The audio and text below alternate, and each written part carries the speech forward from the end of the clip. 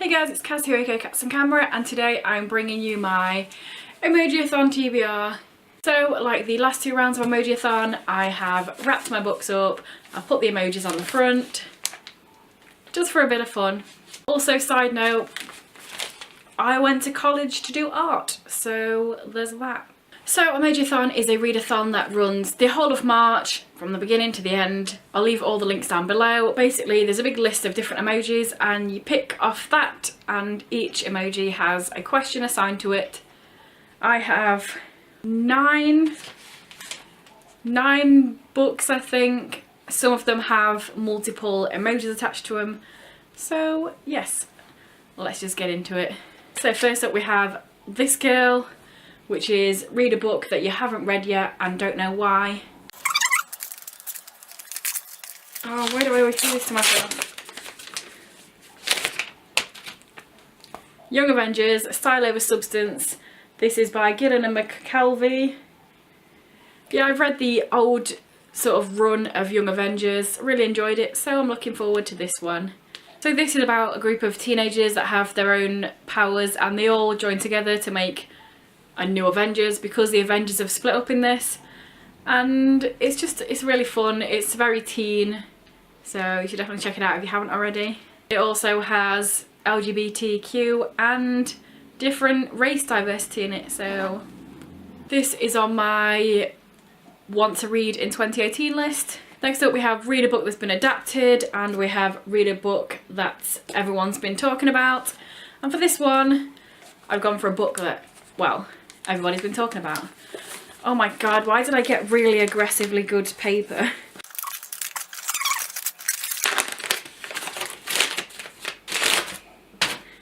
Yes, The Fault in Our Stars by John Green is a book that I have not read yet. I've seen the film, so I know how it ends, I know all that happens, but I'm looking forward to finally reading it because I've had this for a few years and I don't know why I haven't got to it yet.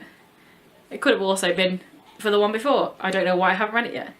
Everyone knows what this is about. There's no point in even saying anything. And this one is also on that 2018 to read list. Next up we have this really horrific version of a brain. I mean, look at that. That's terrible. How did I go to college for art? I have no idea. And this is read a mental illness book.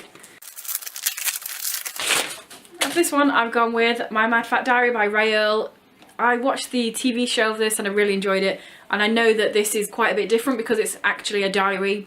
Rael, it's her about her actual life, and it starts when she's just got out of a mental health institute, so definitely mental health rep, and also it's a diary. I can't remember if there's a non-fiction question. If there is, then I guess this fits for that as well. So yeah, this is about Rael as a 17-year-old growing up in Lincoln with mental health problems, with weight problems, with family issues, and I'm looking forward to seeing what the actual real life story is like behind it, because I know that the TV series is quite a bit different. Next up we have read a fantasy book, and we have read a book that you've never heard of before / read an indie or unknown author. I've gone with The Knights of Soil by Justin Cruz. This I won on a Goodreads giveaway. It's also on my books I want to read in 2018 because I wanted to get to the books that I've won.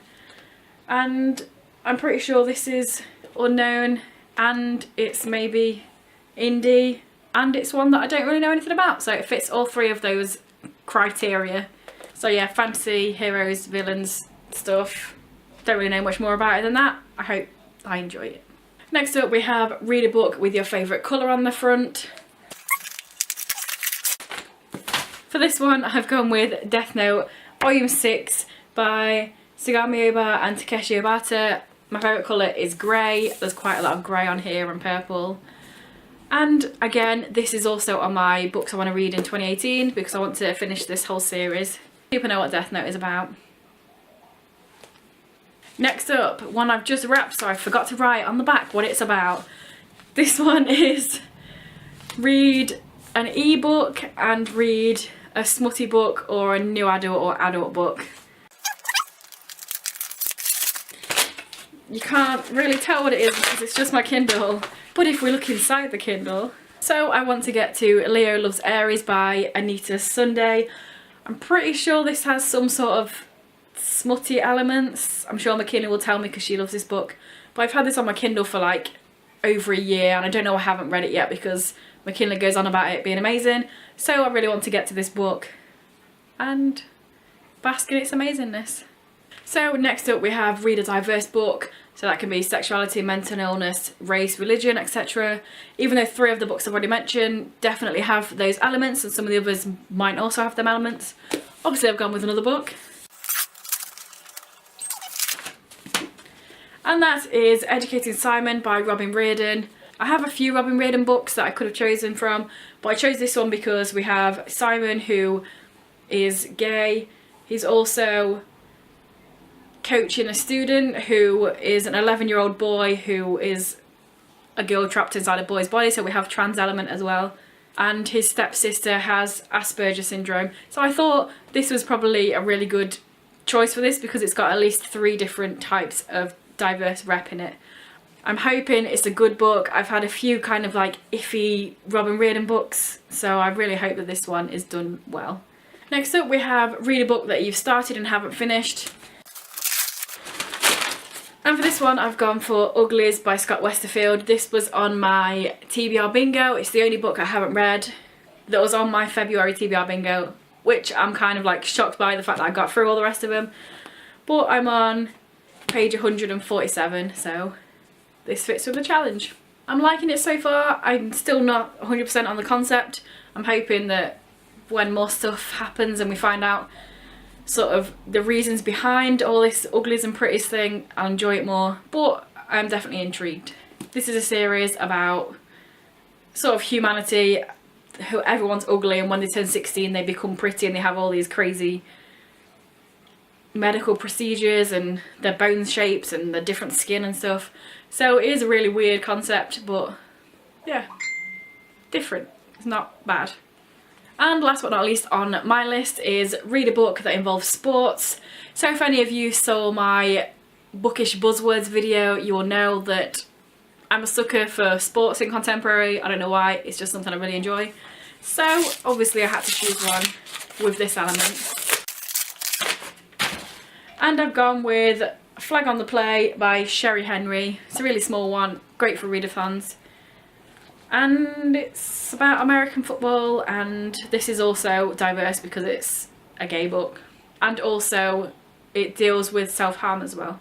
So there we have my Emojiathon TBR. I always enjoy Emojiathon, it's one of my favourite readathons. I like the fact that it goes for a whole month rather than a week. So even though I'm a person that doesn't like TBRs, I've had so many TBRs at the moment, but I couldn't miss out on Emojiathon. So maybe April will be my chill month where I just pick up whatever I want off my shelf instead of having a massive TBR pile. We shall see. I don't know what readathons are going on in April, so we shall see. So yeah, tell me down below if you are participating in Emojiathon, and if you've made a TBR video, then I'll check it out if you tell me down below. If this is your first video by me and you enjoy it, please check out some of my others, and if you continue to enjoy them, then please subscribe, that'd be awesome. Anyway guys, I will see you in a few days with another video. Bye.